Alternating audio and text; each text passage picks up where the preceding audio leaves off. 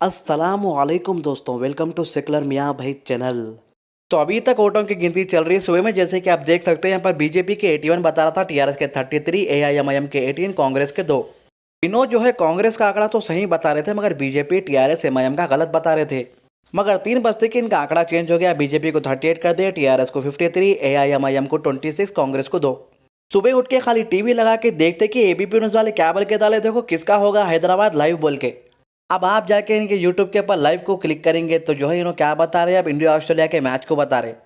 कई के वास्ते बोले तो बीजेपी को 86 जाके जो है यहाँ पे 35 के नीचे हो गए इन्हों। तो अभी आप जिसको देख रहे हैं ना, तेलंगाना के बीजेपी के लीडर है। सबसे पहले इन्होंने आज तक क्या ना तो एबीपी न्यूज़ देख के खुश हो गए होंगे और पूरे मिठाई बांट दिए होंगे, जहाँ जहाँ है वहाँ वहाँ इनका मेयर बन रहा बोल के। मगर अफसोस इन्हों जैसा लोकल चैनल लगा, इनको मालूम हो गया कि पैसे पूरे दंड हो गए। कई के वास्ते बोलते बीजेपी इनका मेयर नहीं बना सकती। तो 6 बजे तक का अपडेट जैसे कि आप देख सकते हैं यहाँ पर टीआरएस 60, एआईएमआईएम 44, बीजेपी 44।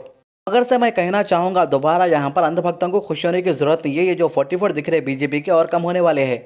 अब ये काउंटिंग भी कितना लेट कर रहे हैं देखो, इन लोग ऐसा दिख रहा जैसे कि जो है ये अमेरिका का इलेक्शन है जैसा। अमेरिका के इलेक्शन का जब रिजल्ट था तो सब जने रिफ्रेश कर लेते, बैठे हुए थे। हैदराबाद के भी इलेक्शन को सब जने रिफ्रेश कर लेते, कौन जीते कितनी सीटें कम हुए बढ़ के हुए सोच लेते, बैठे हुए हैं। तो बीजेपी जितने भी सीट जीती, पहले ये सीटें जो है टीआरएस के कब्जे में थे, मगर कि जो है अब ये बीजेपी के कब्जे में आ चुके हैं। अमित शाह, योगी, कौन कौन की आके गए ना, उन लोग आने की वजह से एआईएमआईएम को कुछ भी फर्क नहीं पड़ा। फर्क पड़ा तो किसको पड़ा, यहाँ पर टीआरएस को पड़ा। और वैसे भी टीआरएस वाले जो है पहले बोल दिए थे बातें करके कि हम लोग एआईएमआईएम के साथ टाई अप नहीं कर रहे, तोड़ दे रहे। कई के वास्ते बोलता हम लोग ऑल सिटी में इससे पहले बहुत अच्छा परफॉर्मेंस दिए थे। मगर ये जो ओवर कॉन्फिडेंट हो गया था टीआरएस वालों को, अब ये बीजेपी की जो सीटें आप लोग देख रहे जहां पर जीते, अब थोड़ा ओवर कॉन्फिडेंस जरा कम होते जैसा दिख रहा है टीआरएस पार्टी वाले का। तो आप लोग भी ये सोच रहे होंगे और कई लोग भी ये सोच रहे होंगे कि मेयर किसका बनता, बल्कि अगर टीआरएस वाले बहुमत का आंकड़ा पार करते हैं तो मेयर उन लोगों का बनेगा। अगर से उन लोगों को एआईएमआईएम पार्टी की जरूरत पड़ेगी तो मेयर एआईएमआईएम का बनना, बल्कि सभी लोग यही बोल रहे। तो एआईएमआईएम के चंद्रायन गुट्टा के कैंडिडेट अब्दुल वहाब जो है कितने वोटों से जीते, 16,750 वोटों से जीते। तो एमआईएम के कैंडिडेट जिन्होंने जीत दर्ज की, उनके तस्वीरें आप यहाँ पे स्क्रीन के ऊपर देख सकते हो। एमआईएम पार्टी ने ये साबित कर दिया है कि वो सेकुलर पार्टी है। कई के वास्ते बोले तो जो नॉन मुस्लिम्स को यहाँ पर सीट दिए थे उन लोग भी जीत कर बता दिए। तो यहाँ पर बड़ी चीज़ ये देखने को मिली कि एमआईएम पार्टी को एक भी सीट का नुकसान नहीं हुआ, जबकि टीआरएस पार्टी को कई सीटों का नुकसान हुआ। और टीआरएस को ये नुकसान इसीलिए हुआ क्योंकि उनकी पार्टी के जो बड़े बड़े लीडर थे उन लोग बीजेपी को ज्वाइन कर लिए। अब हो सकता है ये सोचे होंगे कि यहाँ पर अमित शाह आया, योगी आया, नड्डा आया, मोदी जी भी आके चले गए और बहुत से लोग आने वाले हैं। पूरा फोकस बीजेपी वालों का हैदराबाद के ऊपर ही है। अगर से जो है टीआरएस पार्टी छोड़ दे के बीजेपी में चले गए तो जो है जीत सकते, बल्कि उन लोग वही पार्टी में से निकल के बीजेपी में जाके जीत गए। और आजकल बहुत ऐसी चल रहा भाई, जो भी पार्टियां जीत रहे ना उसी पार्टी में घुस जा रहे जो दूसरे पार्टी के लीडर आए। अब पब्लिक को जो है यही सिस्टम समझने नहीं आ रहा। पब्लिक भी यही बोल रही है कि नहीं, जैसा पार्टियां बदल रहा ना, हमको भी हमारा वोट बदलने का हक दियो बोल के बोल रहे। इससे पहले कर्नाटका में भी यही हुआ, उन्होंने जो है एमएलए दूसरी पार्टी से जीते, फिर क्या सो बीजेपी में घुस गए, पब्लिक नाराज हो गई उनसे। मध्य प्रदेश में भी ऐसी हुआ, हरियाणा में भी ऐसी हुआ, कहीं और स्टेट में भी जो है बीजेपी ये चाल चल चुकी है। तो बीजेपी जो है अपना पूरा फोकस, अपने पूरी ताकत लगाने के बाद जो है 30 सीट जीत सकी होंगी मेरे ख्याल से, क्योंकि अभी तक पूरा फाइनल रिजल्ट नहीं आया। फिर भी अंदाजे पे मैं आपको बोल रहा हूँ। हमारी टीम यही सोच रही थी कि 6 बजे तक कुछ भी रिजल्ट आएगा तो हम बता देंगे, बल्कि रिजल्ट अभी तक नहीं आया। बैलेट पेपर से जो इलेक्शन हुआ ईवीएम से नहीं हुआ है।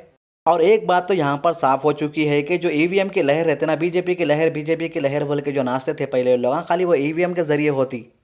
बैलेट में कौन सी लहर रहती, बैलेट में खाली मियाँ भाई की लहर रहती। ये बात भी साबित हो गई यहाँ पर। और एक बात यहाँ पे है कि एआईएमआईएम पार्टी जो है खाली आधे सीटों पे इलेक्शन लड़ी, वो भी पूरे भी नहीं होता, आधे से भी कम सीटों के ऊपर। 150 में से अगर 100 या 150 सीटों के ऊपर इलेक्शन लड़ती तो समझो कि 100 सीटें पक्के थे मियाँ भाई के। अब 100 सीटें जीते बोले तो मेयर किसका रहता था, हमारा रहता था। यहाँ पे स्क्रीन के ऊपर आप देख सकते हैं, यहाँ पर तारा भाई फलकनुमा से जीते हैं। इन्हों एमआईएम पार्टी के हमारे नॉन मुस्लिम बहन है। एमआईएम पार्टी ने यहाँ पर यह साबित किया है कि वो सेकुलर पार्टी है, जबकि बीजेपी पार्टी ने यहाँ पर सेकुलर का नारा ही नहीं लगाया। तो बीजेपी के लीडर के भड़काऊ बयानों का कुछ भी असर नहीं हुआ यहाँ पर। जैसे अमित शाह बोले भाग्यनगर बनाता बोल के बोला, योगी आदित्यनाथ भी भाग्यनगर बनाता बोल के बोला, एक लीडर तो बोल जाए कि ओल्ड सिटी में सर्जिकल स्ट्राइक करते। और इसके अलावा तेजस्वी सूर्या को भी यहाँ पे भेजे थे हैदराबाद में, उन्हें बगैर परमिशन के उस्मानिया यूनिवर्सिटी के अंदर घुस गया था, वहाँ पे बैरिकेड तोड़ के। फिर हैदराबाद पुलिस वाले उसको बुक कर लिए थे। अब उसके इंतजार में जब भी उन्होंने हैदराबाद में कदम रखेंगे उन्हें जाएंगे समझो सलाखों के पीछे। अब ये बात तो साफ हो चुकी है कि हैदराबाद में खाली बिरयानी के अलावा कोई भी चीज़ नहीं चलती। भाग्य अभाग्य कर लेते, भाग्य जो पूरे जैसा दिख रहा मेरे को। अब सोचने की बात यह है, अमित शाह, मोदी, नड्डा, चड्डा और कौन कौन के आके गए, फिर भी कुछ भी नहीं हुआ। नेक्स्ट इलेक्शन में किसको किसको लाते होंगे ये लोग। अब उन लोग यहाँ पे आके जो लोकल लीडर है उन लोगों की तो बेइज्जती कर दिया, ऐसा हो गया। उन लोगों की कुछ वैल्यू नहीं है, ऐसा हो गया। अब आप लोग सोच रहे होंगे मैं किसकी बात कर रहा हूँ, समझ जाओ, गोशा महल की। अभी कब तक तो भी उसको गोशा में बिठा के रखेंगे। नहीं, आजकल कोई भी कुछ भी बोले तो मेरे ऊपर भड़काऊ बयान दिए बोल के शुरू हो जा रहा। अब तो मैं नाम लेके भी नहीं बोल रहा हूँ भाई, मगर अफसोस इस बात का है कि पाप बेचारे को एक भी स्पीच देने नहीं दिया आपके इलेक्शनों में। भाई एमएलए है, भाई एमएलए की थोड़ी बहुत इज्जत तो भी रहना, कुछ भी नहीं है, ऐसा दिख रहा मेरे को। मगर एक चीज़ का अफसोस हुआ कि मशीराबाद से जो है बीजेपी वाले जीत गए। मशीराबाद के लोग दावत में बहुत बिजी है, ऐसा दिख रहा। रात होती है कि घुसे कहाँ पर, सहारा में घुसे, सहारा में से निकल के अजीज़ में घुसे। अच्छा नहीं है तो अजीज़ फंक्शन हॉल में, अच्छा नहीं है तो कशिश कन्वेंशन हॉल में घुस जाते, ना तो राजा रिलैक्स तो बंदी है समझो। पूरे अपने हैं, मेजॉरिटी अपनी है, कैसा भी अपना ही रहता समझो। बोलते कि ये हाल हो गया देखो। अब 4 साल तक ये मैडम के पीछे फिरना पड़ता, मैडम ये काम नहीं हो रहा ना, वो काम नहीं हो रहा ना, बोल लेते। जीएचएमसी चुनाव में टीआरएस ने बनाई बढ़त तो ओवैसी की एआईएमआईएम दूसरे स्थान पर। यहाँ पर हमारी गुड न्यूज़ की खुशियाँ भी ख़त्म भी नहीं हुई, एक और गुड न्यूज़ आ गई उत्तर प्रदेश से। जी हाँ दोस्तों, यूपी एमएलसी चुनाव के बारे में हम बोल रहे हैं। पीएम मोदी की गढ़ वाराणसी में सपा नेता लहराया जीत का परचम।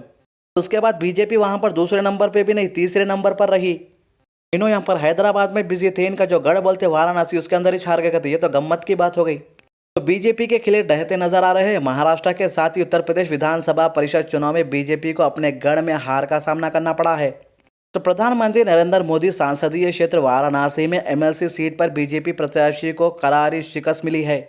महाराष्ट्र विधान परिषद चुनाव में भी बीजेपी को अपने 2 गढ़ पुणे और नागपुर में हार का सामना करना पड़ा है। ये आज ही की न्यूज़ है, अभी के आपको अपडेट बता रहे हैं।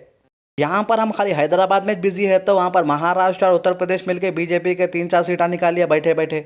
अब इन लोग बोलेंगे ये तो चीटिंग है, हम लोग तो वहाँ पर देख रहे थे, इन लोग यहाँ पर से मार दिया सीटा। तो इसका मतलब साफ हो चुका है कि जो अमित शाह का हैदराबाद का ट्रिप था वो वेस्ट हो गया समझो। फिर भी थोड़ा किस्मत वाला है समझो, इन्हें आके चार मीनार को तो देख लिया, मालूम होता मैं यहाँ कितने बड़े बड़े इमारत ना बनाए बोल के। हालांकि कुछ हिस्सों में बीजेपी जीती भी है, जैसे कि लखनऊ, मेरठ, सहारनपुर, बरेली, मुरादाबाद। जबकि वाराणसी में समाजवादी पार्टी और आगरा, गोरखपुर, फैजाबाद में इंडिपेंडेंट कैंडिडेट जीत गए। ऐसा पहली बार हुआ है जब सभी दलों ने एमएलसी चुनाव के लिए अपने कैंडिडेट्स उतारे। इसी से इलेक्शन जो है रोचक हो गया। तो धीरे धीरे बीजेपी के हाथ से सभी स्टेट निकलते हुए, यहाँ पर तो ना खरीद तो नहीं सकते होंगे, मेरे ख्याल से पैसे खत्म हो गए होंगे। तो पश्चिम यूपी का चुनाव बीजेपी के लिए काफ़ी अहम माना जा रहा है। 100 सदस्यों वाली यूपी विधानसभा परिषद में फिलहाल बीजेपी के पास 19 विधायक ही है, जबकि समाजवादी पार्टी के पास 52 विधायकों के साथ विधान परिषद की सबसे बड़ी पार्टी भी है। अब नेक्स्ट इलेक्शनों में तो यूपी के एआईएमआईएम भी रहेंगी, जब सो धमासान और मच जाएगा समझो फिर।